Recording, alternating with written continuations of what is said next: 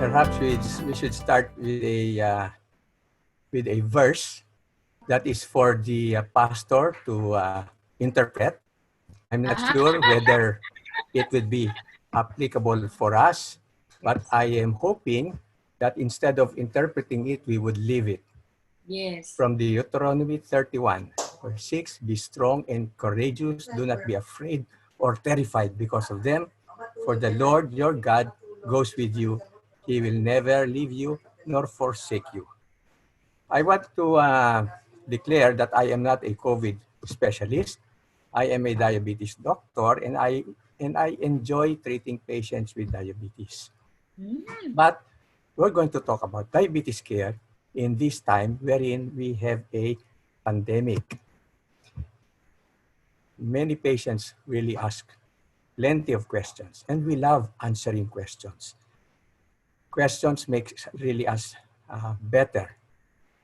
Questions we know already, we can answer them, but we learn more because we get questions that give us challenge in answering. One of our patients' nickname is Nadiabetes, and her question is what happened in Wuhan, China, which is of course in relation to diabetes and COVID-19. COVID-19 is the name of the disease that was first seen in Wuhan, China. And they reported it very, very accurately then. And in this report, wherein they studied more than 7,000 patients. Can you hear me? Is my audio okay? Yes, Doc. Okay, Very thank you. More than Yes, 7,000 patients were studied, and they found out that the survival rate is very good, 98.9% of those who were infected.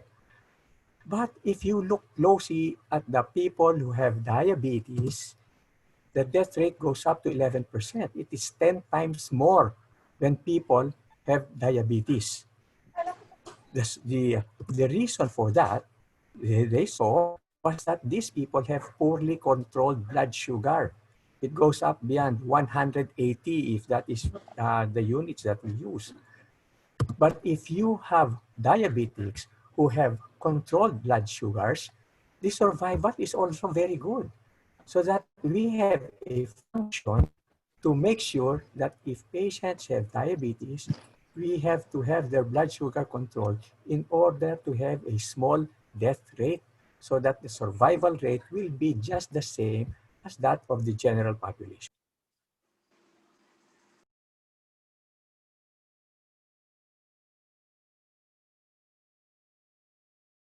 People. And because of that, even though the death rate is only 1%, it grows significantly because of the number of patients that it infects. Let us learn how our bodies defends ourselves against this infection. There are several levels of host defense. There's the first barrier, the physical barriers. There are anatomical and biochemical barriers that are always there. They protect us almost from any form of infection. So we can call them non-specific barriers. And they are always there. They're continuous. They're the skin. Our skin protects us from the viruses, from bacteria, scab, saliva, mucus, tears, stomach acid, all these are always there to protect us. But viruses, when they come in big numbers, and we call them viral load, and the load is heavy, they can pass through the physical barriers and they reach the next level of defense that we have. We call them intrinsic immunity. It's not specific, but they are always there. This intrinsic immunity provides a level of immunity of defense. They are usually the interferons. We call them the defense autophagy. It's a little bit medical, but it is a way of the cell dying when it is infected by a virus, so that it will no longer infect other cells. That is the intrinsic immunity, level 2. And it is a powerful barrier against viruses and bacteria. But some viruses and bacteria can still go over the second barrier, and they can reach the third barrier. We call that innate immunity. They are also non-specific. They are not always there, but they come in right away when there is an infection. They come in from our lymph nodes. They are different kinds of specialized cells. Say, sometimes you call it the complement system, but they are specialized cells that get in that get to the site where the infection is coming from, and they take care of the infection. Now, there are 3 levels of immunity. Many times these are sufficient. Lagyan mo nga ang video. But then we have again a 4th level of immunity, and that is what we call the adaptive immunity. And that is a learned specific type of immunity. It comes hours to days after the infection, and they are so specialized, they are localized into certain cells. We call them the T cells and the B cells. And the B cells, usually what gives us adaptive immunity is a previous infection or a vaccine. But COVID-19 is a very new disease. We have not been exposed to it before. We do not have adaptive immunity to it yet. That is why we are waiting for a good vaccine so that we can be spared. The others can be spared from getting COVID-19. Of course, the natural way of getting it is getting the disease. But who wants that? A lot will get sick and many will die. That is why we are waiting for the vaccine. The best way to have immunity is to get the vaccine. I believe we will get the vaccine sooner or later, just like the earlier forms of this coronary virus infection. Do you remember SARS? Do you remember MERS? We have vaccines for them already, but the disease by itself, it disappeared. And I believe strongly that this disease, COVID-19, will also disappear. It's just a matter of time. Now, this is related to diabetes. Because when a person has diabetes and diabetes is uncontrolled, all these levels of defenses, they become weakened. They are not as strong as when we are normal or when the diabetes is well controlled. So the second question of non-diabetes is what weakens the immune defense? In diabetes, we know that is uncontrolled blood sugar, but there are other factors. Definitely, age is one of them. We cannot control age.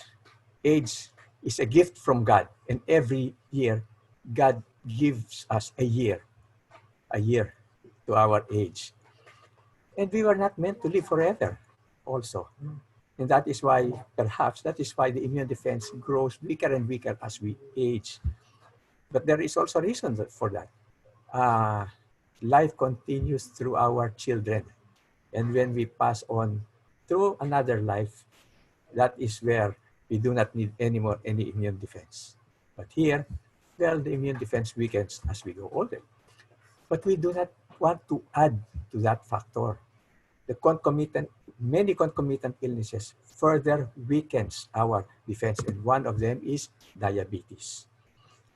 Other diseases may weaken our immune defenses also.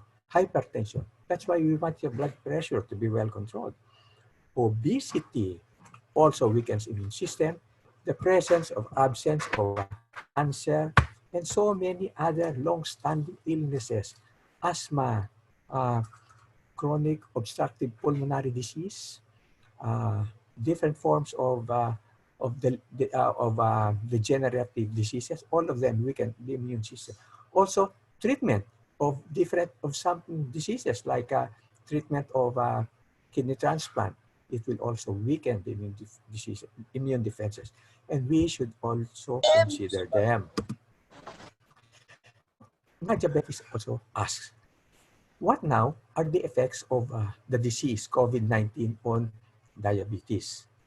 COVID-19 is an acute illness, and the effects, the direct effect is that it will cause stress and it will increase blood sugar.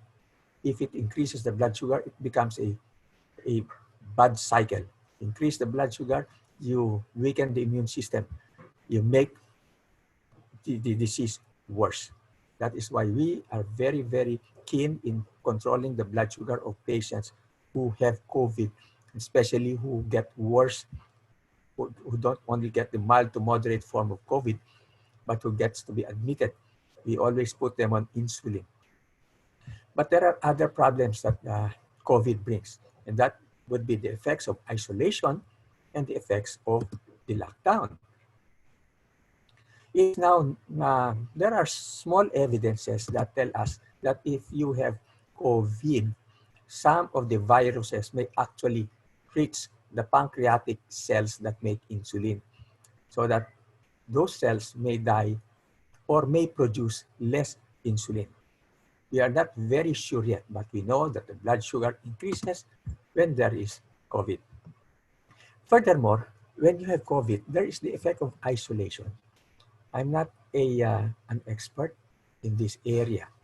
When you're isolated, you tend to get more anxious. You get despaired. Um,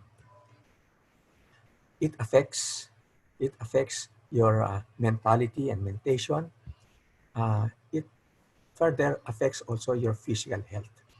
Many times we need the consult of a good psychologist or psychiatrist to help our patients deal with this. But what's technology for? Use your phones. If you are alone in your room, use your use your um, use your internet. Talk to your family. Talk to your friends. This should keep you in better situation to prevent anxiety and desperation. But then on, the lockdown has other effect. The lockdown itself, no, tells us to stay in our house for prolonged periods of time. We no longer have to go to work, and with that, we have problems financially. Then we could not buy our medications, food. We are limited by our resources, and some of my patients, they stopped their medication because they could not buy those medications because of the effects of the lockdown. Furthermore, some patients have have the have the finances, but they could not go out of their houses because of the lockdown, and they could not buy their insulins, their tablets that would maintain their blood sugars. And again, that is the effect of that lockdown. Again, this is not the field of my expertise on how to tackle these problems. I believe many people have found resources. In fact, the resources they found out they're overwhelming. One of my patients was getting heavier during the lockdown, and she said that the problem with this lockdown is that it's only a press of the smartphone, and I have my food in the front of my door, and they gain a lot of weight during the lockdown. But then again, I get patients who take advantage of the lockdown because they are just at home, they exercise, and they eat plenty of vegetables at home, and they get to be more they get to be healthier with the lockdown. I think it is up to us on how we are going to use this lockdown. I think our pastors will be in a greater position to teach us how we can be helped during this lockdown. So let's go ahead and talk about what we should be doing during this pandemic for people with diabetes, especially. The first one is to prevent transmission. Well, this is where whether you have diabetes or not, let's prevent transmission. Let's wear masks properly, not below the ear. You cover your ear. Wear the proper mask. No? The proper mask is very important when you are going to the hospital, when you know there are people who are sick. But wearing at home, uh, in the malls, in the shopping centers, or in the or in the supermarket, I believe that a simple cloth mask would be adequate as long as it also covers your nose. Furthermore, so distancing is important, and that is what we call physical distancing. It has been shown that with normal communication, droplets can be reached up to about 6 feet. That's what we call droplet infection. That is the most common method of getting the infection. But that can be lessened if we wear masks. Both people wear masks. And not only that, if we distance ourselves at least 6 feet. More than 6 feet, the smaller ones, which we call droplets, micro droplets, they can reach us, but they are very, very uncommon. They are usually seen when places are enclosed, like in hospitals or in places, perhaps in elevators. That is why it is very important that inside the elevator, besides mask, nobody speaks. If you have a cough, you do not have business going out of your room. If you have a cough, stay in your room until you are well.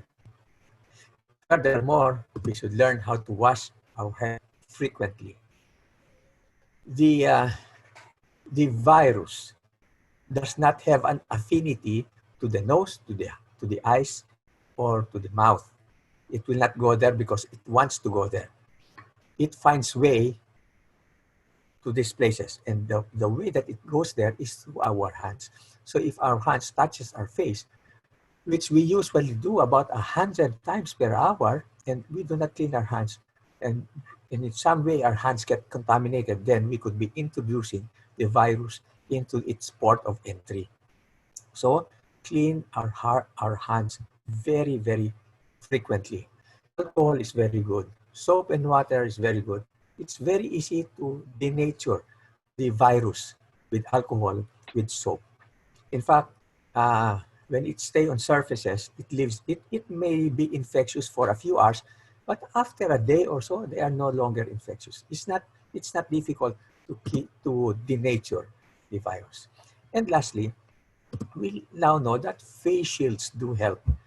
It's not actually face shield, but it's protection against the virus landing onto your eyes. If you don't have a face shield, an eye protection would be fine. If you wear a pair of glasses, I feel that's fine. You can deflect air already if you're wearing a pair of glasses. But what the heck? Wear a face shield. It's better. In fact, if you wear a face shield and there are viruses there, it will not lodge on your eye goggles or on your face mask. It will just lodge on your face shield. So every day in the afternoon, be sure to spray your face shield with some alcohol or wash it with soap and water. Number 2, let's keep diabetes under control. I know that many of you may have diabetes and you are asking, what should I do in this time of pandemic? Be sure to check your blood sugar regularly so that you can document that it's not going up. You know that it is well controlled. I don't believe that you can feel your blood sugar. You can say, I don't feel anything. But the blood sugar level is not that like that. You can feel normal that your blood sugar is either very high or very low. So the best way to be is to check your blood sugar and do it regularly, once a day, 2 times a day. If it is well controlled, you can check it every other day or once every 3 days, but at least you check it twice or 3 times a week.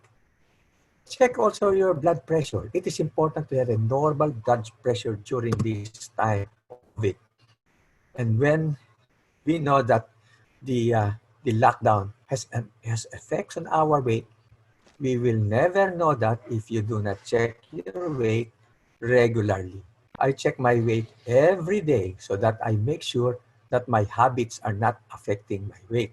If you check it every week, you will only know the effects of your habits once a week. That is why the more you check your weight, the better you will learn how you will adjust your habits so that it will not cause weight gain or weight loss. If you want the weight loss, then that would be very good. Well, during this pandemic, if you have diabetes or any other disease, make sure that you have enough supply of your medications. Your medications will keep you through this pandemic.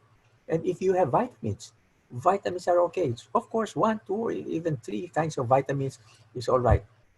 It has been shown that there's not enough evidence, but there are uh, occasional anecdotal proofs that vitamin C with zinc and vitamin D3 they may help. They may help during this time of pandemic. There are more survivors who take these vitamins. Nevertheless, we do not actually strongly recommend it because the evidences are very anecdotal. But what the heck? They are cheap and they do not have side effects. Nevertheless, it should not take the place of the real medications that you are taking. Continue the medications that you are taking. Food is essential. We cannot survive without food. Ate Agnes, the foods that you are making in uh, in your list, in your blog, they're all very healthy. All of those who are listening to us should visit your site. The vegetables and the fruits, they are all very healthy sources of energy. Of course, you can take it some poultry, some fish, some meat, but it is best that we take plenty of vegetables and fruits, and this will get us not only through the pandemic, but this is a healthy lifestyle. Taking foods that are healthy. Then exercise is something that we should not forget. Many people say that they could not exercise because of the lockdown. Actually, you can exercise at home. Some individuals have exercise machines at home. And if you do not have exercise machines, you can do it while standing up, raising arms, spread your arms. You can you can do you can march in your position. You can exercise while you are sitting down. For those who are elderly, I advise them to exercise while they are seated. That will lessen that will lessen uh, unnecessary accidents. Get 2 bottles of water, distilled water or purified water. Raise them up and down one by one for 15 minutes. That is good exercise. You can do that while watching TV or even while listening to us. You can exercise. Stretching is very good. Then, lastly, do not forget to take enough sleep and sunshine. That's free. Uh, how do you get enough sleep? I don't know. I'm not an advocate of taking sleeping pills. If you exercise properly, if you eat food, healthy food, and if you take the right medications, you should not have any problems getting enough sleep. Maybe 7 hours, 8 hours a day. And in the morning, get a glimpse of the sunshine. Maybe 30 minutes or an hour of early morning sunshine. It will give you more vitamin D. And they are both free. God gave us sleep and sunshine. Number 3 is let's maintain social and mental health. Um, this is true. Stay connected with loved ones. Find a hobby while you are alone. You can still be productive. I have my friends who are still doing teleconsultation while they are on lockdown. Stay calm, memorize Bible verses is very good. So with this, we know that health is not composed of physical being. Health should be maintained by physical, social, and mental aspects.